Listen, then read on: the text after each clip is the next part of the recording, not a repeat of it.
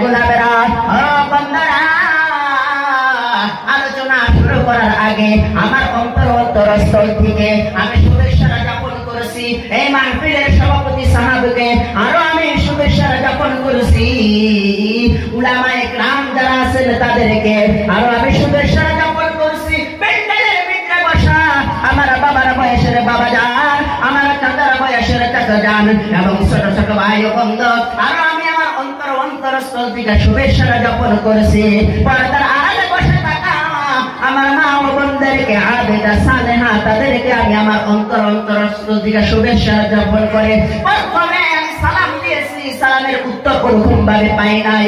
সালাম দেওয়া সুন্নাত, সালামের জবাব দেওয়া ওয়াজিব। আমি আরেকটা বার সালাম দিব, সবাই চিৎকার মেরে উত্তর দেওয়ার চেষ্টা করবেন, আসসালামু আলাইকুম।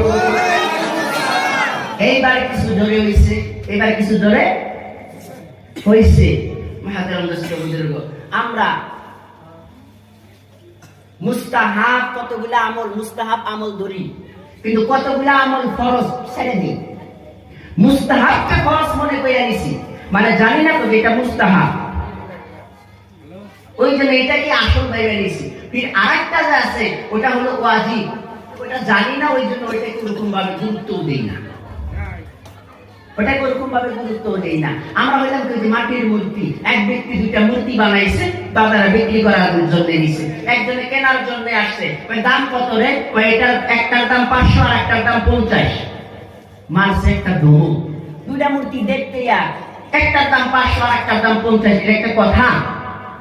যখন ধমক মারছে তখন এই দোকানদার বলতেছে, ধমকায়ও না, কিসের জন্য 500, কিসের জন্য 50, আমি তোমাকে বুঝাইয়া দিই।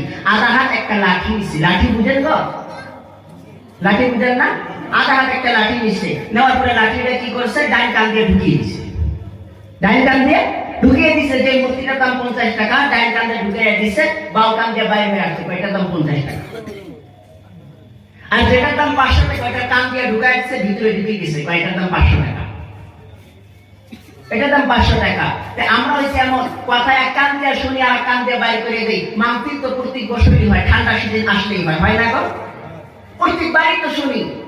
আমাদের ভিতরে আনলামটা কি? কি আমাদের ভিতরে আনলাম? নিজে চিন্তা করে দেখি কতটুকু আমি পরিবর্তন হইলাম, চিন্তা করে দেখি। মাহতারাম দোস্ত বুজুর্গ ও আল্লাহর গোলাম নবীর উম্মতেরা, 50 টাকা দান মূর্তি হইলে হবে না। এখন তো বয়ান মোবাইলের ভিতরেও শোনা যায়, দিলবার সাইদের বয়ান শোনা যায়, আজহারের বয়ান শোনা যায়, বড় বড় বক্তার বয়ান শোনা যায়।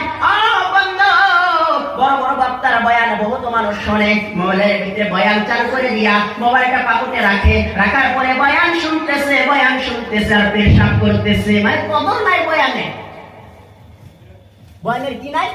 কদর নাই। মাহতারাম দোস্ত বুজুর্গ, তখন আমরাও মাহফিলের ভিতরে আসি, আমরা সুরকে ভালোবাসি। কিছুকে ভালোবাসি গো, সুরকে ভালোবাসি আমরা।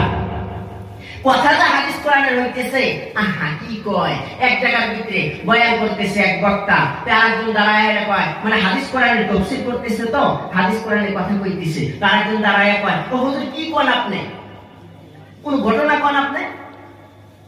তে ঘটনা শুরু করে দিছে। একজন ছিল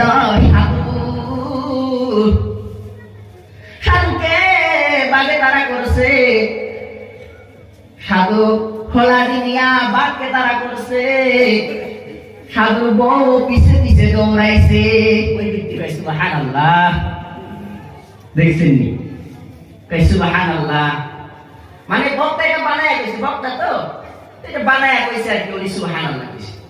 আমরা কিসসা কাহিনীকে ভালোবাসি।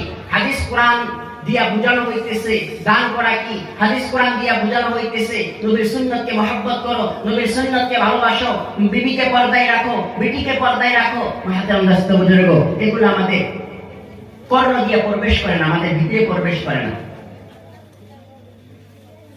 আমাদের ভিতরে প্রবেশ করে না। কিন্তু মরণ একদিন সবাই আসবে, আর কবর কেমন জন্য জান্নাতের টুকরা, কেমন জন্য জাহান্নামের গর্ত হবে। যে আল্লাহর হুকুম মানছে, নবীর তরিকায় চলছে, তার জন্য কবর জান্নাতের টুকরা হবে। যে আল্লাহর হুকুম মানে নাই, নবীর তরিকায় চলে নাই, তার জন্য কবর জাহান্নামের গর্ত হবে।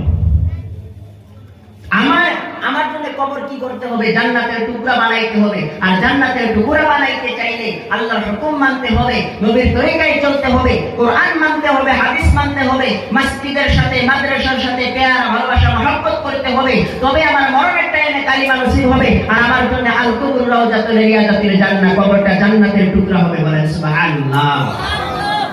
ও বন্ধুরা, ও আল্লাহর গোলাম, ও নবী উম্মতরা, শুনে রাখুন, জেনে রাখুন, কবরকে যদি জান্নাতের টুকরা বানাইতে চান, কবরকে জান্নাতের টুকরা যদি বানাইতে চান, মরণের পরে যখন কবরের ভিতরে রাখা হবে, পড়াশোনা করা হবে না আদিনুকা, তোমার দিন কি ছিল, নাম নবীকা, তোমার নবী কি ছিল, নাম রব্বুকা, তোমার রব কে ছিল, তোমার রব কে, তোমার দিন কি, তোমার নবী কে ছিল, তিনটা পড়াশোনা করা হবে। বন্ধুরা, দুনিয়ার ভিতরে মুখস্থ করে নিছি রাদিতু বিল্লাহি রাব্বাও, আমার রব আল্লাহ, ওবে ইসলাম দিনাও, আমার দিন ইসলাম, ওবে মুহাম্মাদিন নাবিয়ান সাল্লাল্লাহু আলাইহি ওয়াসাল্লাম, আমার নবী হযরত মুহাম্মদ মুস্তাফা সাল্লাল্লাহু আলাইহি ওয়াসাল্লাম।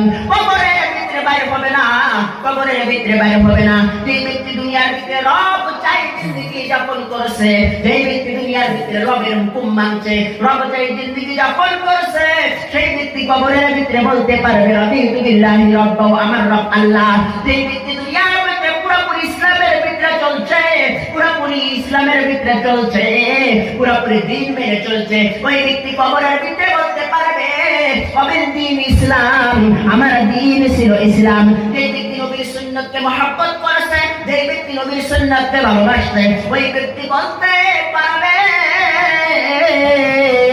আমার নবী ছিল হযরত মুহাম্মদ মুস্তাফা সাল্লাল্লাহু আলাইহি ওয়াসাল্লাম। বন্ধুরা, নবী হাদিসের ভিতরে বলে ফাবিগাতি আহাব্বানি সুন্নতি, যে ব্যক্তি আমার সুন্নতকে মহব্বত করে, ফাবিগাতি আহাব্বানি, সে আমাকে মহব্বত করলো, আর যে আমাকে মহব্বত করলো, কানা মা'a ফিল জান্নাহ, সেই ব্যক্তি আমার সাথে জান্নাতে দাখিল হবে। বলেন সুবহানাল্লাহ। এবার আসলে সুন্নতের ভাগ হলো তিনটা, একটা হলো সুন্নতে কওলি, আরেকটা হলো সুন্নতে আফআলি, আরেকটা হলো সুন্নতে ফি'লি। নবী বলে যেই ব্যক্তি সুন্নতে ফি'লিকে মহব্বত করবে, সেই ব্যক্তি আমার সাথে জান্নাতে দাখিল হবে। বলেন সুবহানাল্লাহ। সুন্নতে ফি'লি কাকে বলে?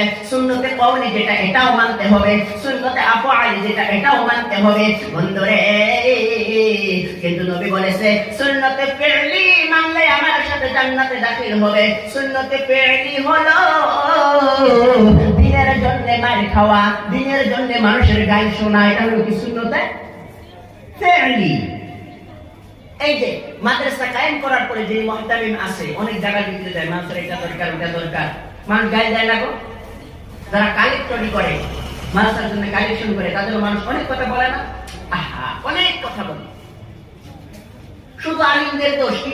আলিমরা যদি জোরে হাইটা যায়, দাওয়াত পাইছে, অস্তে হাইটা যদি যায়, কয় পাই নাই দাওয়াত, খালি আলিমদের দোষ। মাদ্রাসা একটা বানাইছে, কালেক্টর কালেকশন করার জন্য গেছে, সব কি খায়, কত প্রকার কথা। এই কথাকে সহ্য করা, একটা দিন প্রতিষ্ঠান করলে মানুষ অনেক রকম কথা বলবে, এই কথাকে সহ্য করা, এটা হলো সুন্নতে ফি'লি। এটা কি? সুন্নতে ফি'লি, দিনের জন্য, আল আকিমুদ্দিন, দিনকে কায়েম করার জন্য। সারা দুনিয়ার ভিতরে দিন কায়েম হোক, সারা দুনিয়ার মানুষ দিনের উপরে চলনেওয়ালা হোক, সারা দুনিয়ার মানুষ কোরআন মাননেওয়ালা হোক, সারা দুনিয়ার মানুষ হাদিস অনুযায়ী চলনেওয়ালা হোক। এই ফিকির নিয়া যারা দিনকে কায়েম করার জন্য, প্রতিষ্ঠা করার জন্য যারা মাদ্রাসা বানাইছে, মাদ্রাসা বানানোর পরে পড়াইতেছে এবং কালেকশন করতেছে, তাদেরকে অনেক রকম মানুষ অনেক কথা শোনাইতেছে, এই কথাগুলো সহ্য করতেছে, এই ব্যক্তি সুন্নতে ফি'লিকে জিন্দা করলো। ও বন্ধু, সুন্নতে ফি'লি হলো দিনের দাওয়াত দিবার যায় মারি খাওয়া, সুন্নতে ফি'লি হলো দিনের দাওয়াত দিবার যাইয়া মারি খাওয়া, সুন্নতে ফি'লি হলো দিনের দাওয়াত দিবার যায়